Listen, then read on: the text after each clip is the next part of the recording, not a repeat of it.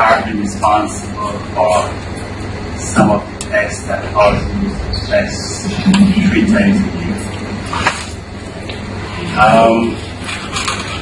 Criterion and company. Criterion and is one company. Right? You may only experience one of the 3, but then I said who are the other 2 ones. Now, Criterion is what we refer to as a diagnostic test. It should have only one purpose.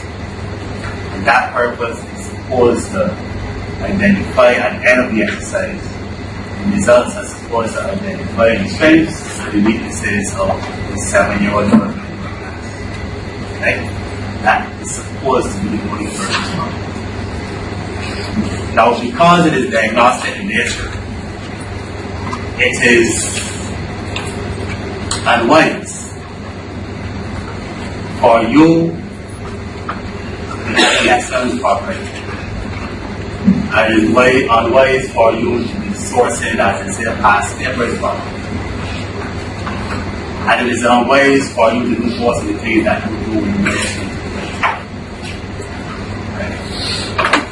you are supposed to teach the syllabus, and at the end of the exercise, whether you finish teaching the syllabus or not, we will send you an exam test in somewhere around the 2nd or the 3rd week. And you are supposed to administer the text, you are supposed to correct the text, you are supposed to record on the day or sheet the zeros and the ones, and then you are supposed to return it down here. Right? So that is supposed to be procedure. But even before that, some years ago, the powers that be decided that within the Ministry of Education, we needed a yardstick by which we can measure how children in Barbados have performed, as opposed to waiting until June or July when each school did their own little test. And if each school, or when each school did their own little test, any conclusions that you can draw, or should I say, there will be no conclusions that you can draw nationally. You can draw conclusions for what happened at your school. But clearly, what happened at my school did not impact on what happened at your school, because they didn't do the same test. Right? So therefore, we needed a yardstick by which we can gauge how the 7-year-old children in Barbados were performing. Right? So that was the purpose. Therefore, it is what we refer to as an age test. So it is a test for all 7-year-olds. Now, yearly, we have 1 or 2 situations where a principal may call and say, "But I have a child who is those words and is in class FSA, although he should be in FSA. He still 7, regardless of where he's sitting. He still 7. Right? And therefore, you may argue, as the principal will argue year after year, to no avail, that there's no point in giving him the text. Now that may be true. It is true. Right? But if we don't admit to the text that all the 7-year-olds, then we can draw a conclusion about all the 7-year-olds. Right? So if he's in FSA because he is operating a year behind already, we still need to know. Because yes, he will score all zeros on the paper, but that will be reflected in the analysis. We then know, listen, there are whole set of children in Barbados who are 7 years old who needs concentrating now. Right? That was the purpose of it. The Criterion is an age test. It is for 7-year-olds and it is for 9-year-olds. Right? Now, I think it was like 1996 or thereabout. That is when the ministry first commissioned a study to look into trying to develop an instrument whereby we can draw valid conclusions about how students across the system is performing. Right? Now, it is a standardized test. It is not a test for your school. Because it is a standardized test, it will never have content validity for your school. In other words, the items on the test paper, there will be items on the test paper that you as a class teacher probably have not covered. And therefore, in relation to your school, it would not have what we call content validity. But because it was not designed for your school, but it was designed based on the syllabus that some person in here or person in here developed, then it has content validity. And any conclusion that we want to draw will be valid. Right? Now, because of that hiccup, if you want to call it that, you'll find that every year teachers are always up in arms. They will argue that there were items on the paper that they didn't teach. They will argue, and they argue year after year after year, repeatedly, that the syllabus is too long. They argue and they argue, and the end of the school year will come and they will still be arguing. And nothing will change. Right? Nothing will change simply because if you feel that the syllabus is too long, then you will make a recommendation to your principal, who will make a recommendation to the principal association, who will then make a recommendation to the people in curriculum. Your support, all you can do is make a recommendation. You can't change. Right? All you can do. The problem is that we don't make a recommendation. We stay at all the little schools and we grumble every year. And we say that the test is hard and the test is this and all sorts of this. But next year the same thing will happen. Right? So to avoid that, what you will do is that you will make some recommendations. Right? Now don't just say that the syllabus is too long. If you can make a recommendation, you need to say, well, listen, these areas need to be removed from it because these syllabus are based on class 1. Right? You know what can happen now? What can happen with class 1 syllabus? Right? Good. Then that can be versed. Yes, ma'am. We will generate a report for a child, a student report. Now that report itemizes the skills that were on the test and how the child performed on those skills. So in other words, like Ms. Addison said fractions just now, you will find then that we will say under the skill of fractions, it will not break down fractions into all the objectives, it will say fractions. Right?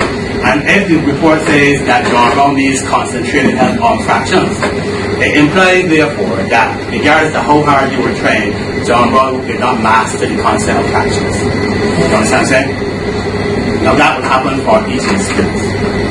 Now it is a descriptive report, it was a descriptive report, but because a number of parents have said that teachers were not able to explain the descriptive, I'm not too sure what is so difficult also. I will explain something about needs concentrated how to demonstrate mastery. What we have done is that we have added a percentage to it that everybody can understand. So under fractions, you scored 20%. It implies therefore that you need concentrated help because you did not master the skills. Right? If you scored 80%, it means that you have demonstrated mastery. Right? So we will generate that report for each student. The principal of the school is supposed to come here and collect that report somewhere during the last week of the school term and send home that report to the parent. It is not designed, I hope, for the parent to come to the school to harass you, but it is more designed for the parent to be aware of how his or her child is performing. So the parent needs to know. And you should not feel threatened if a parent turns up at the school to ask you, well, why is it that my child needs concentrated help on fraction? All you need to do is to say, well, listen, this is the thing that we have been doing, these are the areas you still having problems in, and therefore instead of buying one of the other things, gadgets that you play games with all day long, you find some other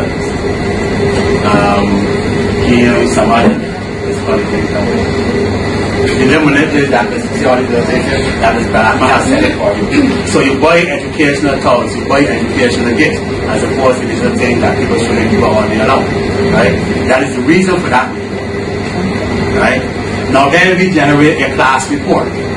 So a class report now is a summary of all the individual children. And the class report will say to the class teacher, well, although I have tried, children in my class have obviously not understand the concept of analysis. Because across the class, to A or whatever, the children demonstrate that they need concentrated help in analysis. So that report is for the class teacher. The class teacher can read it, the class teacher can analyze it, and then the class teacher can reflect and decide, well, for the group of children that's coming up to me next year, do I need to make adjustments to my teaching study? Right? Now, yes, you will argue that by the time you get the report in September, that group of children has moved on. So you simply need to move on the report to whoever is receiving them. Because who is receiving them next year in class 1 will need to know that John Brown has not mastered fraction. So before the class 1 teacher starts to know fraction, additional fractions with mixed numbers and all sorts of complicated things, right? Which would just simply make John Brown's life more miserable. That the class 1 teacher will need to know, listen, I need to go back to fractions from the start. Right? So we have the class report. Then for the schools that have several classes in the same age group, we have a school report. So like for the West Berries and the West Terraces that have 6 and 7 classes in the same age group, the school report now is a summary of the performance of the classes. You understand what I'm saying? No? Right?